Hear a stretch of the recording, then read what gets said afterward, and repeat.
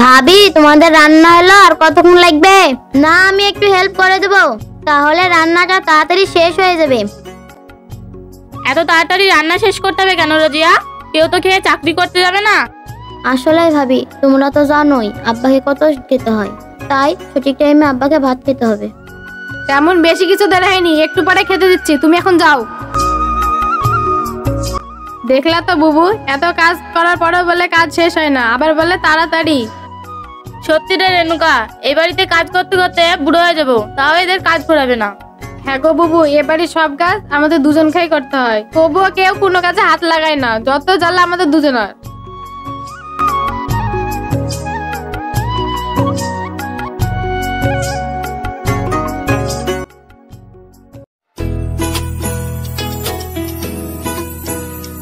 আব্বা, মা, আপনারা খেতে আসেন।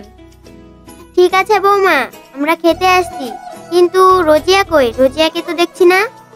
রোজিয়া খাবার ঘরে আছে, আপনারা আসুন।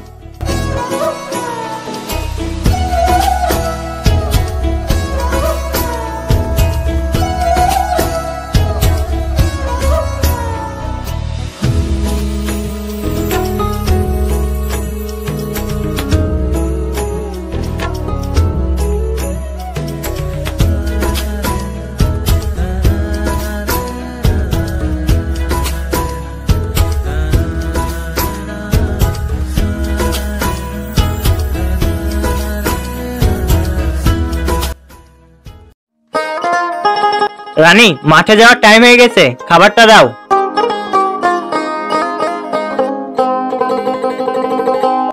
এই নাও খাবার, তুমি খেয়ে নিও। আর তুমি একা যাবে? রিপন যাবে না?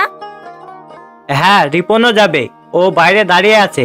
আচ্ছা, তাহলে যাও, সাবধানে কাজ করবে।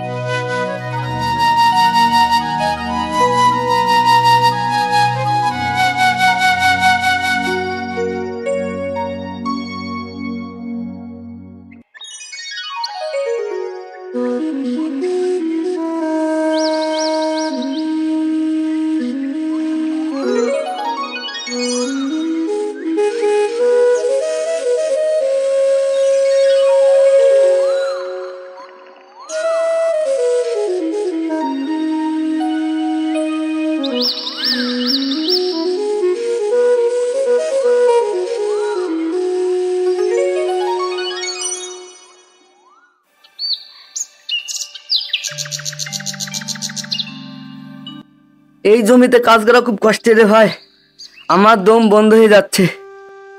ঠিকই বলেছিস তুই, কিন্তু দেখ, কষ্ট করার পরে যখন ফসল পাবো তখন কতটা আনন্দ আমাদের। দেখ ভাই, ফসল বেচে কত টাকা আসবে, আর টাকা যদি থাকে কাছে, কষ্ট লাগে না কাজে। তাই ভাই, গরিব মানুষের ছেলে আমরা, এটুকু কষ্ট তো করতে হবে, কিচ্ছু করার নেই। ঠিক আছে রিপন, চল আজকের মতো বাড়ি যাই। ঠিক আছে, চ।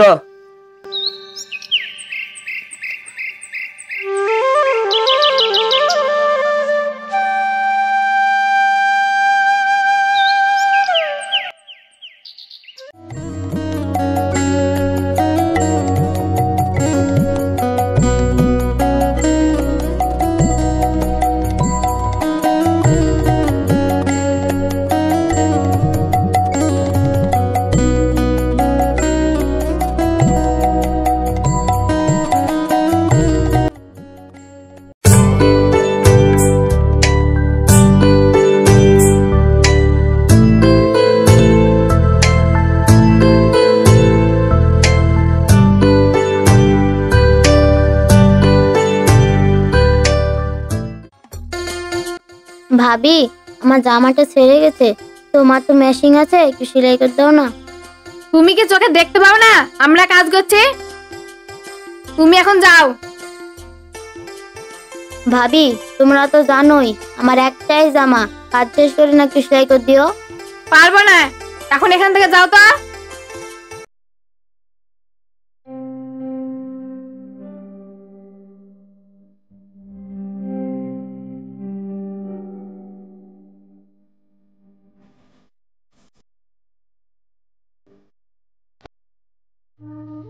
কিরে রোজিয়া, তোর মন খারাপ কেন? কি ব্যাপার, কি হয়েছে তোর? কথা বলছিস নি কেন? জানো মা, ভাবিরা না এরকম হয়ে যাচ্ছে, কিছু বললে রেগে যাই। আচ্ছা মা, ভাবিদের সাথে কি আমি খারাপ ব্যবহার করি? না রে মা, তুই খারাপ ব্যবহার করিসনি। সময়ের সাথে মানুষও পাল্টে যায়, যেমন তোর ভাবিরাও করছে। তুই মন খারাপ করিস না, এই সংসারে অনেক কাজ, তুই তোর ভাবিদের সঙ্গে থেকে কিছু কাজে সাহায্য করিস। ঠিক আছে মা, তাই করব।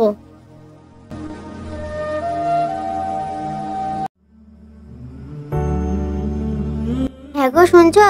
তোমার কি মনে আছে ওই যে রংপুর থেকে ছেলে আর ছেলের বাবা রোজিয়াকে দেখতে আসবে? ও তাই তো, আমি তো ভুলেই গেছি। তা কখন আসবে? এই তো কিছুক্ষণের মধ্যেই চলে আসবে।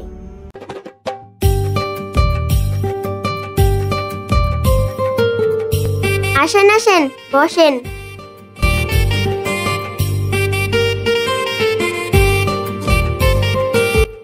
ঠিক আছে, আমরা বসছি, আপনার মেয়েকে নিয়ে আসেন।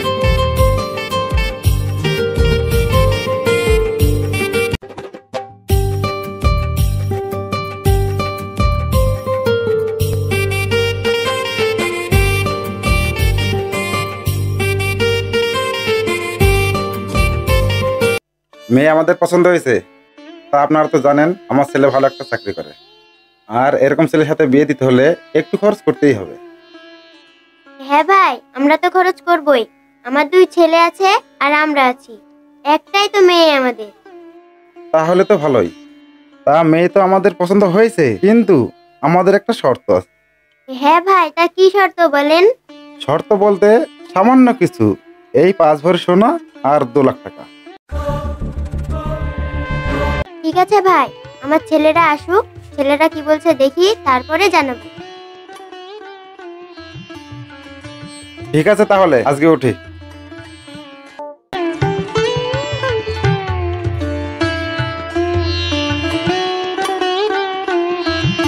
দেখলি তো রেণুকা, এই ছেলের সাথে বিয়ে দিতে হলে কত কিছু দিতে হবে। এত টাকা আমরা কোথায় পাবো? তুই গিয়ে রিপনকে বলগা, এত বড় লোক ছেলের সাথে বিয়ে দেওয়ারই কি দরকার? তাই তো, আমাদেরও তো ভবিষ্যৎ আছে, আর এত টাকা যদি রোজের পিছনে খরচ করি তাহলে কিভাবে চলবে? তুমিও যাও, বড় ভাইকে গিয়ে বলো গা।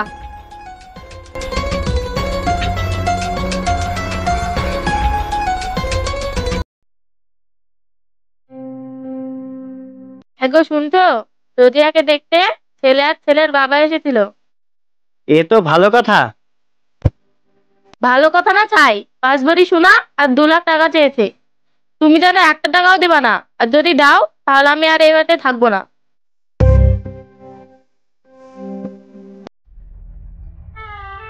বড় খোকা, ছোট খোকা, তোরা বাইরে আয়, তোরা আব্বা ডাকছে।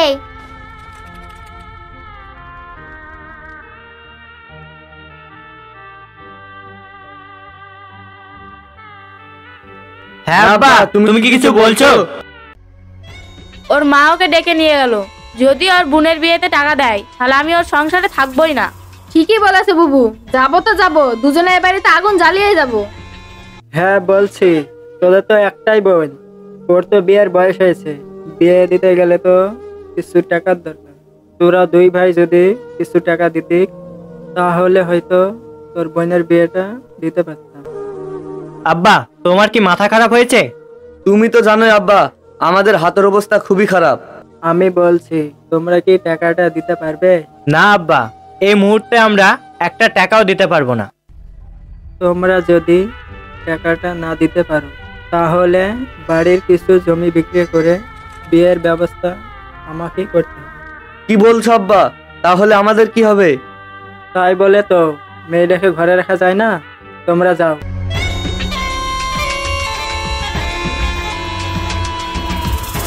হ্যাঁ গো গিন্নি, ছেলেটার কাছে আমরা এখন বোঝা হয়ে গেছি। ওগো, তুমিও তো ভেঙে পড়ো না, ঠিক একটা ব্যবস্থা হয়ে যাবে। তুমি এখন ওষুধটা খেয়ে শুয়ে পড়ো।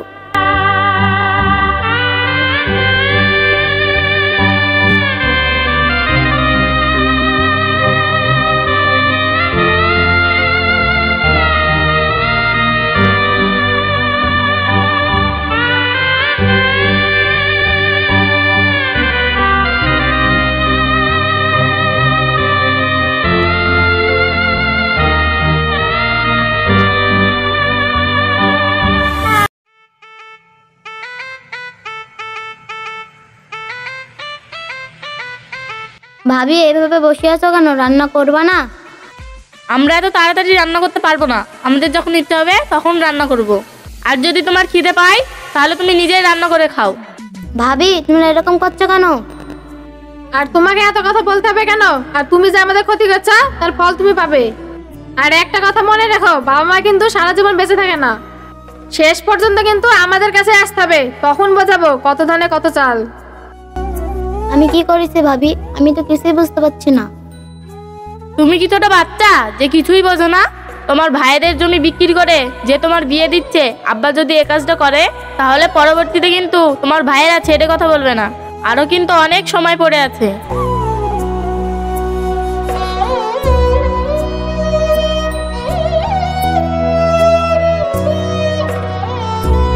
তুমি কি ছোট বাচ্চা যে কিছুই বোঝো না? তোমার ভাইদের জমি বিক্রি করে যে তোমার বিয়ে দিচ্ছে, আব্বা যদি এ কাজটা করে তাহলে পরবর্তীতে কিন্তু তোমার ভাইয়েরা ছেড়ে কথা বলবে না। ভাবিরা তো ঠিক কথাই বলেছে, আমার বিয়ে হয়ে গেলে তো আমি চলেই যাব। তখন ওরা যদি আব্বা মাকে কষ্ট দেয়, না না, আমি কোনোদিনও হতে দেব না।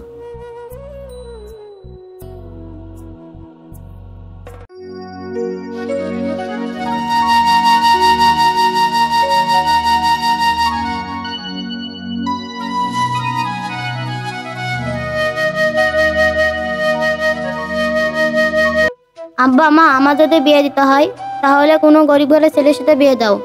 আমি কোনো চাকরিওয়ালা ছেলের সাথে বিয়ে করতে পারবো না। এই বিয়েটা তুমি ভেঙে দাও। একে বলছিস মা, ওখানে বিয়ে হলে তুই যে খুব সুখে থাকবি। ওই ছেলেটা খুব ভালো।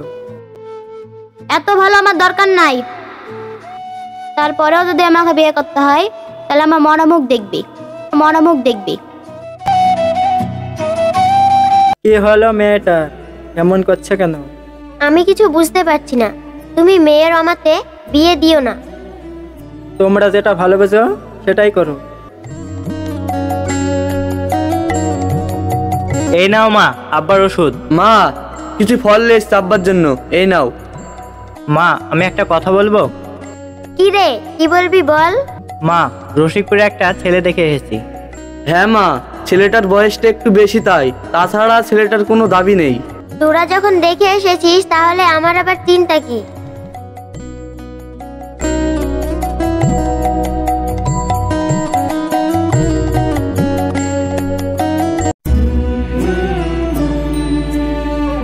কি গো, কি ভাবছো? আমি তো জানি, কিন্তু কিছু করার নেই। আমার দম বন্ধ হয়ে আসছে গো। ও কিছু ভেবো না, কপালে যা আছে তাই হবে। নাও, ওষুধটা খেয়ে নাও।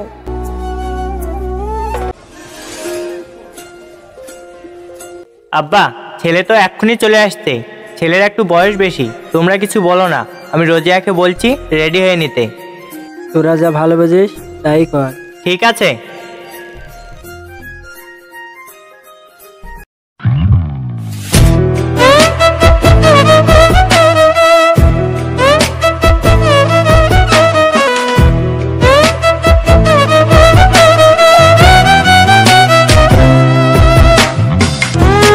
সময় নষ্ট করে লাভ নাই, যাও মেয়েটাকে নিয়ে আসো।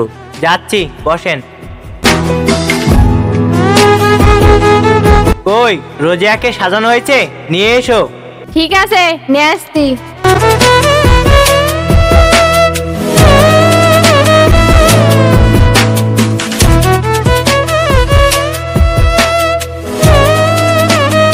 তোমার নাম কি? রোজিয়া খাতুন। তোমার আব্বার নাম কি? খোকন শেখ। তোমার মার নাম কি? সাকিনা বিবি। আপনার বোনকে নিয়ে যান, আমার পছন্দ ঘটকের সঙ্গে একটু আলোচনা করে নিই। ঠিক আছে, চলো সবাই ওই ঘরে।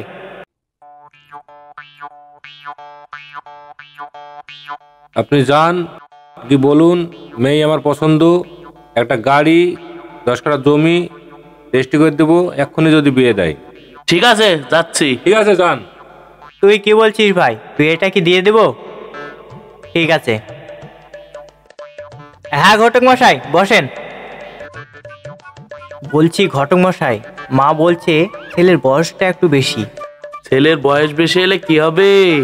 ছেলে 5 বিঘি জমি দিবে, 4 চাকা গাড়ি দিবে, ছেলে 80 কোটি টাকার মালিক, 9টা স্করপিও আছে, 90টা থার আছে, সব মেয়ের নামে লিখে দিবে। ভাই বিয়েটা দিয়ে দিই। ঠিক আছে ঘটক মশাই, আমরা রাজি, আপনি যান, সাজিয়ে নিয়ে আসছি। শোন ভাই, তুই এদিকটা ম্যানেজ কর, আমি ওদিকে গেলাম, বিয়ের অনেক বাজার করতে হবে। ঠিক আছে, তুই এদিকটা দেখ। ঠিক আছে, গেলাম আমি।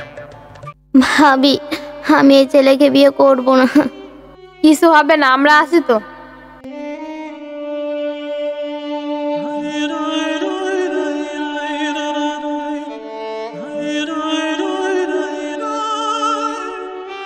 ওই ওকে নিয়ে এসো।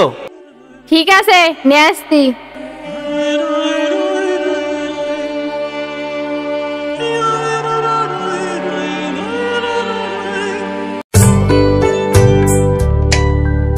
মৌলানা সাহেব, বিয়েটা শুরু করেন।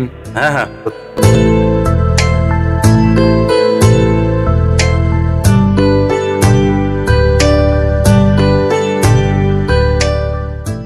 কি ব্যাপার? মেয়ের বয়স 12-13, ছেলের বয়স 80। আমি মেয়ের গলায় ফাঁসি পড়াতে পারবো না, এ বিয়ে আমি পড়াতে পারবো না। দাঁড়ান মৌলানা সাহেব, আমাদের কোনো সমস্যা নাই, আপনি বিয়ে পড়ান। ঠিক আছে, তোমার কথা মতো আমি বিয়ে পড়াচ্ছি। রসিকপুর নিবাসী সামেদ শেখের ছেলে দারেদ শেখকে আপনি বিবাহ করতে কি ইচ্ছুক? এই বল। হ্যাঁ হ্যাঁ, মৌলানা সাহেব, বিয়ে পড়ান। আচ্ছা বলো, কবুল। কবুল। আপনি এখানে সই করুন। বউ কালো হলে তো কি, সালাইজ বদটু তো ভালো। আচ্ছা, বিবাহ তাহলে সম্পূর্ণ হলো। আল্লাহ আল্লাহ আমিন, আল্লাহ আমিন। ভাবি, আমি যাব না। ভাবি, আমি যাব না। ভাবি, মা, যা ভালো থাকবি তুই।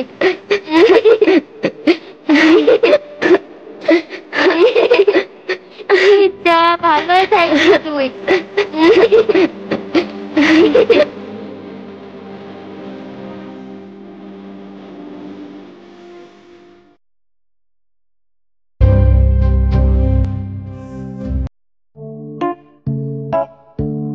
রানী, দলিল তো আমাদের রেডি, এখন শুধু আব্বার সাথে লিখে নিতে হবে। রিপনকে ডাকি।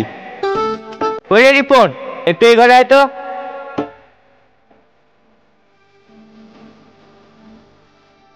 এই ভাই, কিছু বলছিস? হ্যাঁ বলছি, বোনের তো বিয়ে হয়ে গেল, এখন শুধু আব্বার সাথে জমিটা লিখে নিতে হবে। চল যাই। হ্যাঁ চল চল।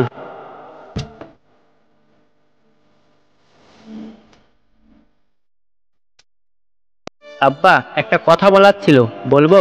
কি বলবি বল, এখন তো তোদের কথা শোনার জন্য বসে থাকি।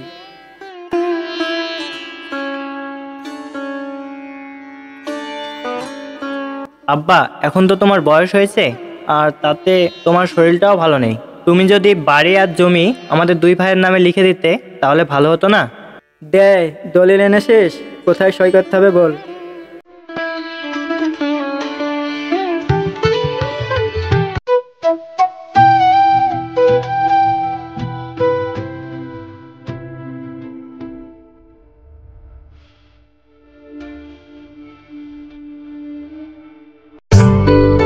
বৌমা, তোমাদের দুজনকে একটা কথা বলবো, দয়া করে একটু শোনো।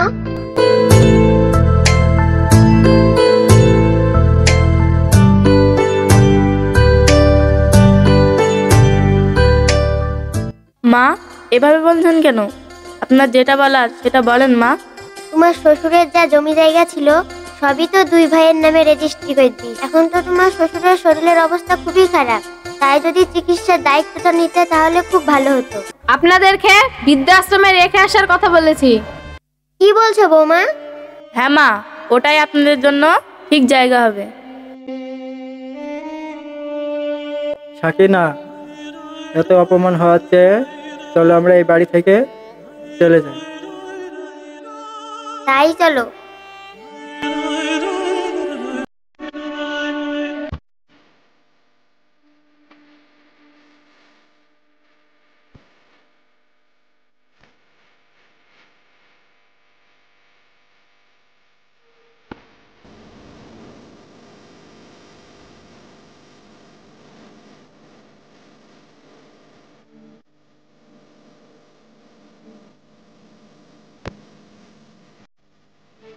বাড়ি থেকে তো চলে আসলাম, এখন আমরা কি খাবো?